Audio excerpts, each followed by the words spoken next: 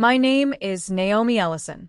I was 28 when I realized that keeping a secret could feel less like hiding and more like protecting the only future I'd ever truly built. The realtor's voice drifted through the hallway as I stood frozen behind the half-open pantry door, a grocery bag slipping from my fingers without a sound. "This room gets beautiful morning light," my mother said warmly. Not a mother. My mother. She laughed with a stranger as though she owned every inch of the little craftsman house I had quietly purchased 6 weeks earlier. The house I hadn't told anyone about. Not my relatives, not my coworkers, not even my oldest friend. I had promised myself that this one thing would belong only to me until the paperwork settled completely. Yet there she was, walking through my home, giving a tour. The stranger nodded politely, admiring the hardwood floors I had spent evenings polishing after work. My mother's hand rested confidently against the staircase railing as if she'd lived there for years. For a strange moment, I wondered if I had somehow walked into the wrong address. The same pale green walls, the same brass light fixture, the same tiny crack near the fireplace that the inspector had pointed out during closing. No, this was my house. Outside, rain tapped softly against the windows. The scent of fresh paint still lingered beneath the cedar smell of newly refinished cabinets. Every corner held traces of quiet dreams I hadn't yet unpacked. I remembered signing the final documents in the attorney's office. "No family listed as co-owners?" he'd asked. "No," I'd answered after a long pause. He smiled politely and slid the papers toward me. That single signature had felt like the first adult decision I'd ever made, without asking permission. Growing up, permission had always belonged to someone else. My mother decided which university was practical, which apartment was appropriate, which relationships seemed respectable. Even celebrations carried invisible conditions. Love was generous, but only when it followed her version of the story. Buying a home alone had become my silent declaration that I could finally write my own.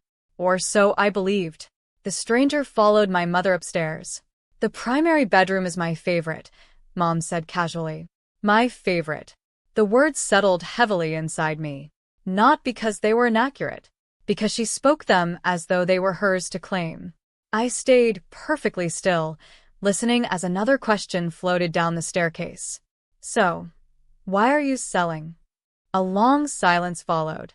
Then my mother's answer made the room feel suddenly smaller. "Well," she said gently, "it's a family matter." I didn't step out from the pantry.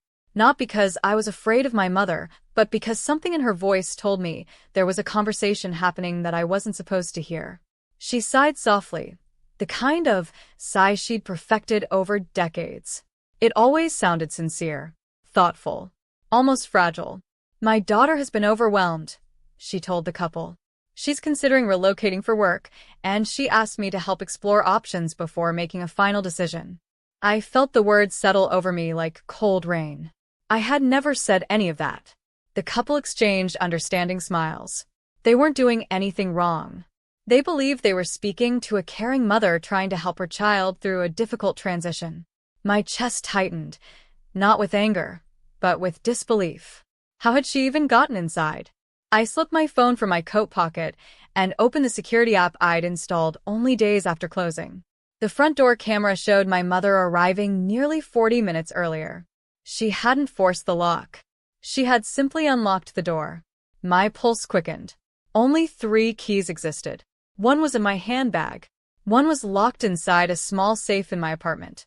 The third had been sealed in an envelope at the real estate office until I was ready to collect it. I replayed the footage again, slower this time. She reached into her purse, produced a key without hesitation, and walked inside as though she'd done it many times before. Questions crowded my mind faster than I could answer them. Had someone made a copy? Had the realtor made a mistake? Or had my mother somehow convinced someone that the house belonged to her? Upstairs, the floorboards creaked gently as the tour continued. "This window catches the sunset beautifully," she said. I closed my eyes. That was my sentence. I'd whispered those exact words to myself the evening I received the keys, standing alone in the empty bedroom while golden light stretched across the floor. No one else had been there to hear them. Except, I remember taking one photograph of that moment. Just one. I had never posted it publicly. I had only shared it in a private family group chat after my mother insisted, "At least let me see the place you're always disappearing to."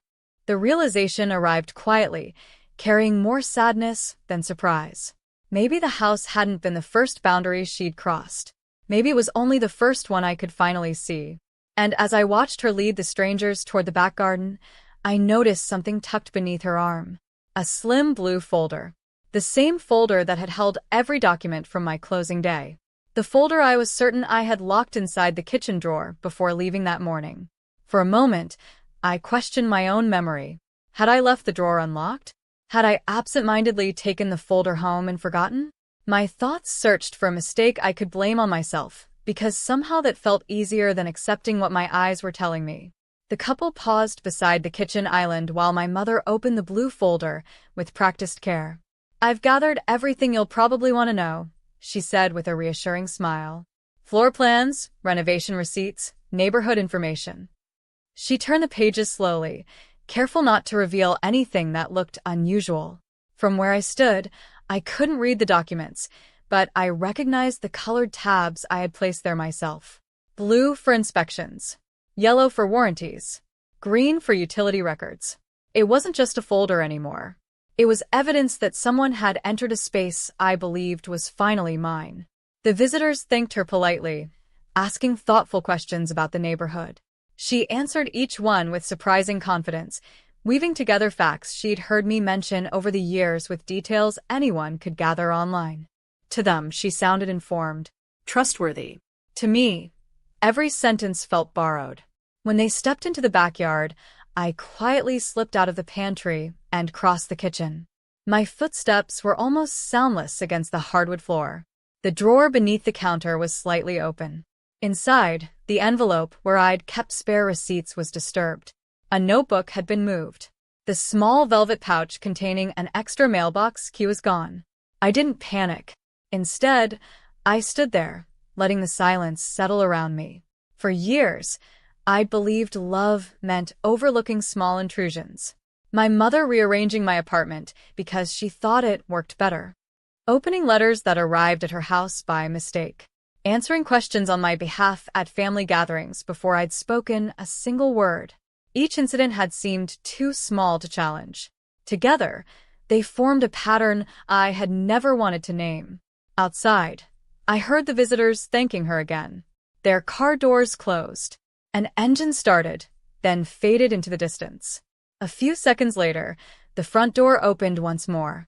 My mother stepped inside, humming softly, unaware that I was standing in the center of the kitchen. She stopped. Our eyes met across the room. Neither of us spoke. The afternoon light stretched between us, catching tiny specks of dust in the air, making the silence feel almost visible. Her gaze shifted briefly to the blue folder in her hands, then back to me. For the first time in my life, she looked as though she didn't already know what I was going to say. And for the first time in my life, I realized I didn't have to say anything at all. The silence itself had begun asking the questions neither of us could avoid. My mother was the first to lower her eyes. She looked at the blue folder, smoothed its edges with her fingertips, then offered a small smile that would have seemed reassuring to almost anyone else. "There you are," she said. "I thought you might still be at work." It was such an ordinary sentence that it almost made me forget where we were. Almost. "I took the afternoon off," I replied quietly. Another pause. Neither of us moved. The house, still mostly empty, carried every sound a little farther than it should have. The refrigerator hummed. Rainwater dripped from the porch roof outside. Somewhere upstairs, a window creaked as the wind shifted. She placed the folder carefully on the kitchen island. "I was going to call you. Were you?" "Of course." I searched her face, not for guilt, but for recognition. Some sign that she understood why standing here felt so different from every disagreement we'd ever had.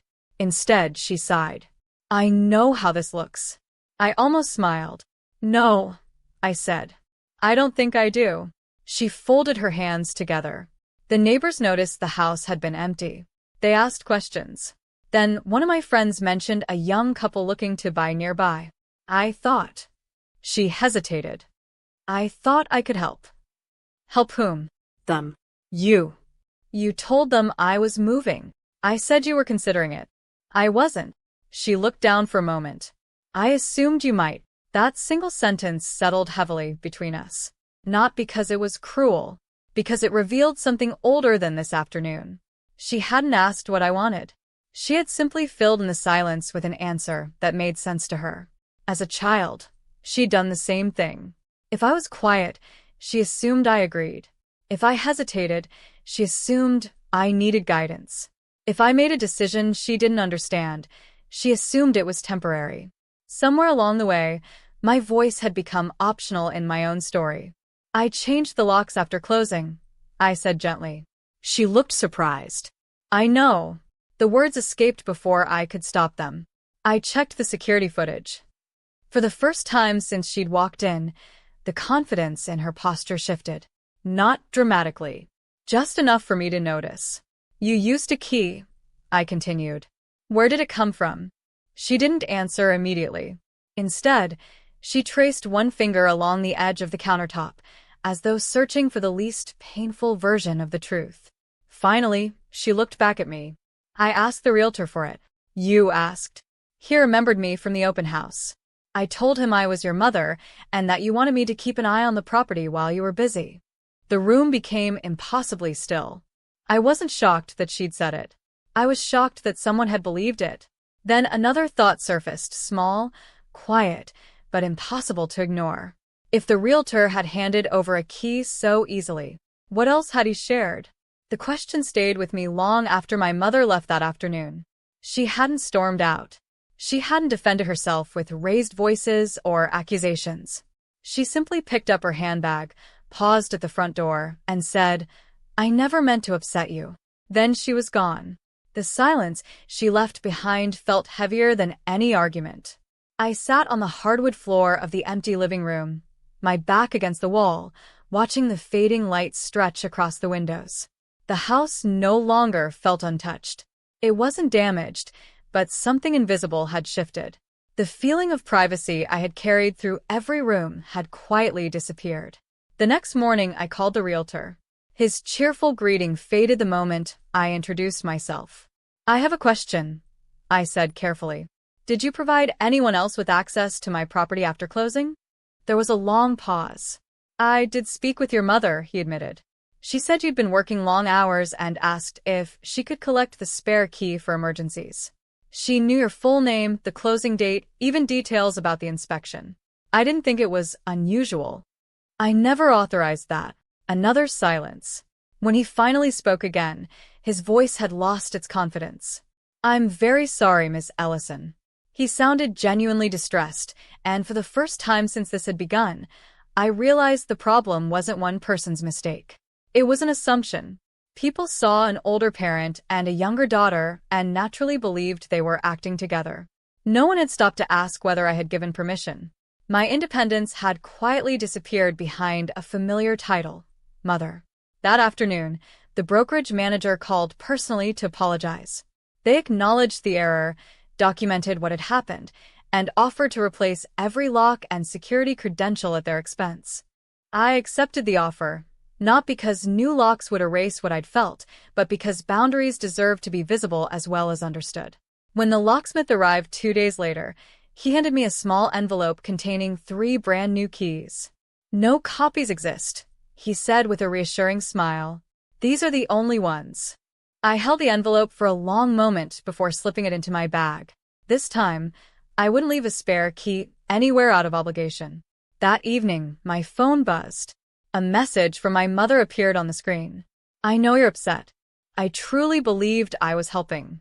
When you're ready, I'd like to explain something I've never told you about why I find it so difficult to let go. I read the message 3 times. Then I placed the phone face down on the kitchen counter. Not because I was ignoring her.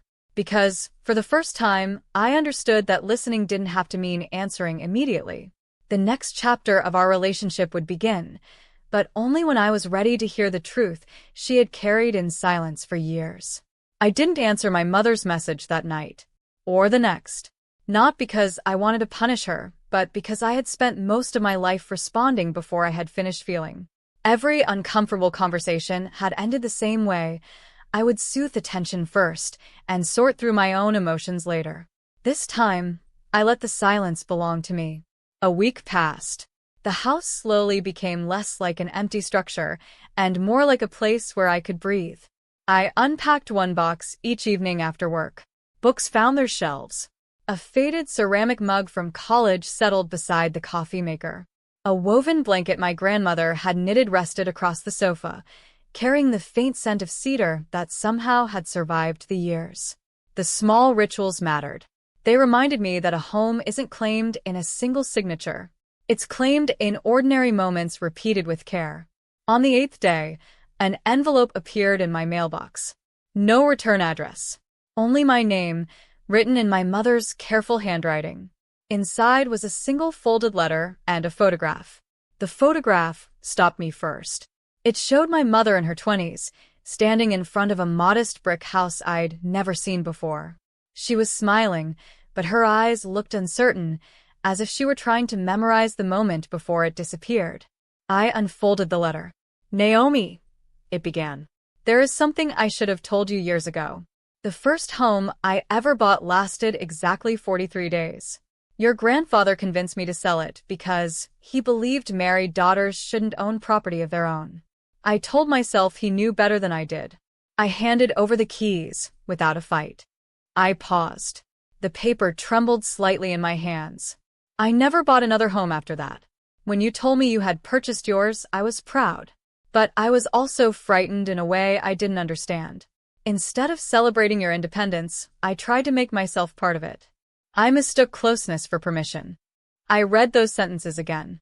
For the first time, I wasn't seeing only the mother who had crossed my boundaries.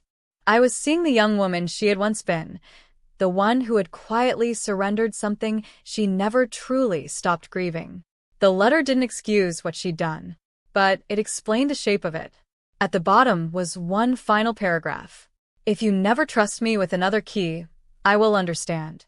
What I hope for instead is something much harder to earn, a place in your life that I no longer enter without being invited." I folded the letter carefully and looked around the living room. The afternoon sun spilled across the floorboards in long golden bands, warming the place where the photograph rested beside me. For the first time since the day I found her inside my house, I realized that the real inheritance between us had never been property. It had been fear. And perhaps, if we were both willing, that was the one thing our family story could finally stop passing from one generation to the next. I carried my mother's letter with me for nearly 2 weeks. Not in my purse, but folded inside the notebook where I kept grocery lists, unfinished thoughts, and the small observations that seemed too ordinary to matter until they suddenly did. Every few days, I'd read it again. Each time, different sentences caught my attention. The apology hadn't grown larger. Neither had the hurt. What had changed was my understanding that both could exist at once. One quiet Saturday morning, I sent a single message. "Would you like to come over for coffee next weekend?" A few moments passed before the reply arrived. "Only if you're sure." I smiled faintly. "I'm sure." The following Sunday, I opened the front door before she had a chance to knock. She stood on the porch holding a paper bag from the little bakery we used to visit when I was a child. "I wasn't sure what you still liked," she admitted. "I still like the cinnamon rolls." She laughed softly. "So, do I." It was an awkward beginning, but it was honest. Inside, we sat at the kitchen table instead of wandering through the house. Neither of us pretended everything had returned to normal. The silence between us no longer felt like something to escape. It was simply making room for words that needed to be chosen carefully. "I've been thinking about your letter," I said. She nodded without interrupting. "I understand why you were afraid." A flicker of relief crossed her face, but I raised my hand gently. "Understanding isn't the same as forgetting." Her eyes filled with quiet emotion. "I know. I need you to hear something clearly. I'm listening. This house isn't a family project. It isn't an extension of your life or anyone else's. It's my home. If you want to visit, I want you here, but I need you to wait until I invite you. No surprise keys. No making decisions for me. No speaking on my behalf. She lowered her gaze to the warm mug between her hands. When she looked back up, there was no argument waiting. Only acceptance. I can do that, she said quietly. I should have done it years ago. The conversation drifted after that, not toward blame, but toward memories. She told me stories I'd never heard about working extra shifts in her 20s, saving for a house she believed would change everything. I shared how lonely it had sometimes felt growing up, constantly wondering whether my choices belonged to me or to the version of me she imagined. Neither of us tried to win. We simply listened. When she stood to leave, she reached into her coat pocket and placed a small brass key on the table. It wasn't one of mine. It was the key from the house she'd lost decades earlier, the only thing she'd kept after selling it. I carried this for 30 years, she said. I thought it reminded me of what I'd lost. She smiled through quiet tears. Maybe now it can remind me not to hold on to what was never mine to keep. She walked toward the front door, then paused. May I hug you? The question, so simple and so unfamiliar, settled gently between us. For the first time I could remember, she had asked instead of assumed. And somehow, that small act of permission meant more than any apology ever could.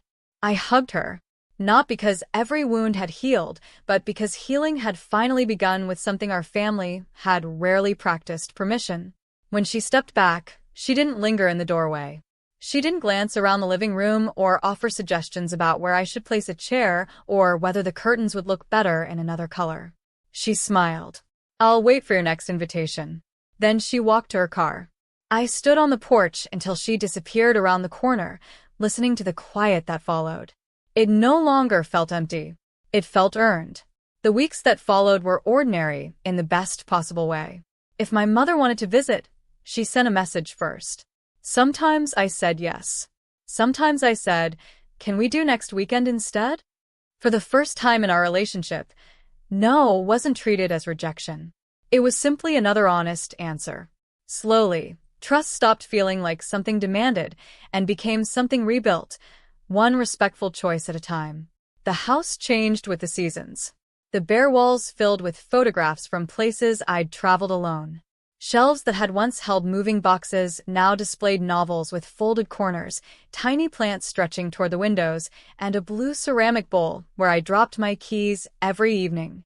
The brass key my mother had given me rested inside a small glass frame on the bookshelf. Visitors often asked, "Is that the key to this house?" I always smiled. No. And somehow that answer contained an entire history. Months later, I received a handwritten card from the realtor.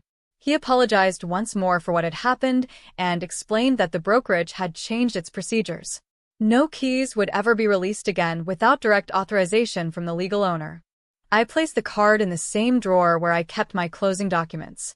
This time, not as a reminder of a mistake, but as proof that quiet conversations can change more than a single relationship. They can change systems. One autumn evening, as golden light poured through the living room windows, my mother came over for dinner. She waited on the porch until I opened the door. You didn't have to stand outside, I said. She laughed softly. I know. Then she added with gentle pride, but I wanted you to be the one who welcomed me in. Those words stayed with me long after the dishes were washed and the house had grown still again. I used to believe that home was something you protected with locks, paperwork, and carefully hidden keys. Now I think it's protected by something quieter. Clear boundaries. Honest conversations. The courage to let love change its shape instead of losing it altogether. People often imagine that the opposite of betrayal is forgiveness. I don't think that's true anymore. The opposite of betrayal is respect. Respect for another person's voice. Respect for their choices. Respect for the spaces they build with their own hands. On the day I secretly bought my house, I believed I was purchasing walls, windows, and a roof. I understand now that what I was really building was a place where my own life could finally sound like my own. And every morning, when sunlight spills across the hardwood floor exactly the way it did the first time I walked through the front door, I remember that peace isn't found when nothing painful has happened. Peace arrives when the truth has been spoken, and everyone who remains chooses to knock before coming in.